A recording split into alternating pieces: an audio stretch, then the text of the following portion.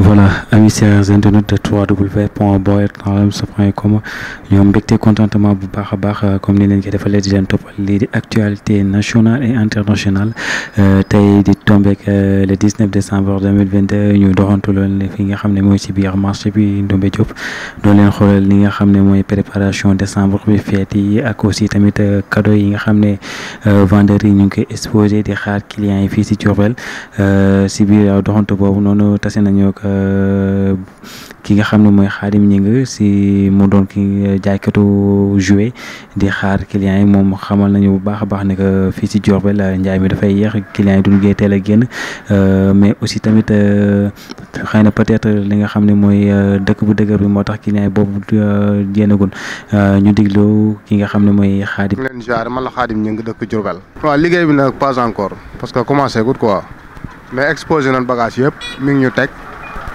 toog di xaar clients yi daal. waaw ñoom maanaam lépp loo xamante bi ne exposé nañ ko muy fawukaayu xale rek danañ ko utiliser daal. waaw parce que oto yi dinañ ko utiliser am na ay moto am na ay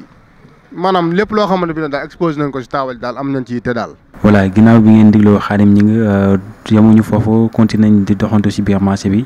tase ki nga xam ne mooy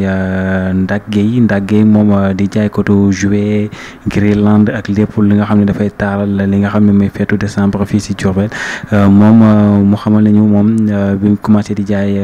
li nga xam ne mooy bagage yi ça fait plus de 10 ans mi ngi ci milieu bi di ci yëngu ñoom leeral nañu tamit suñuy jaay xëy na lu mu gàtt dinañ dépenser lu toll ci 300 000 mu wax ne xam carrément moom xëy na liggéey bi fii doxul Diourbel xëy na dañoo xamul liggéey bi parce que xamal nañu carrément ne bagage yi daaw mi sax nañu xam ne desoon na ba ren la koy génnewaat di woo tamit ñi nga xam ne mooy clients yi Diourbel yi parents yi pour ñu mën a génn ànd ak seen doom yi jëndal xale yi su ay jouet ay cadeau et cetera ñu déglu ki nga xam ne mooy Ndak. salaamaaleykum waa Diourbel maa ngi leen di nuyu di leen ziare lu bëree bëri man la Ndak Gueye. waa cadeau yi ñu ngi koy jaay pour décembre fawukaayu xale yi waaye wax dëgg yàlla ñun dañuy jaay ba sonn duñ gis kenn parce que nit ñi ñëwuñu jënduñu daal xamuñu xaalis moo amul xamuñu kese yaa daal. fii bi ma fi commencé la léegi mat 10 ans de. waaw vraiment am na ñuy jënd nag moom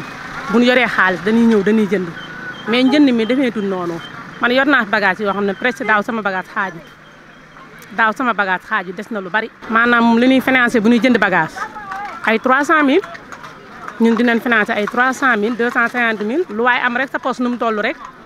loolu ngay financé pour jënd bagage mais da nga koy jënd ba pare léeg-léeg mu des say loxo. non mbir mi demeewul noonu aussi dañuy jënd ay pétale pour xale yeeg yooyu mais dara doxu ci daal dara jaru ci. cadeau yi dinañ faral di jënd mais njënd mi na mu waroon a demeewuñu xaalis amul ba nit ñi mën a génn jëndal seen doom yi. clients yi dama leen di wax rek ne leen am nañ bagage yu rafet ay fawukaayu xale pour yu bégal xale yi ñoo ngi fi lal di jaay ay fawukaayu xale yu rafet ay jeux yu rafet ñu ngi ko yore waaw loolu laay wax waa Diourbel pour ñu ñëw jënd si. jërëjëf mbokk yi internetu Baol Times TV lii lañ leen indiloon ci ay xibaar li jëm ci li nga xam ne mooy feetu décembre yi ak ambiance bi ñu jox leen dig daje ci beneen reportage yi jërë ngeen jëf.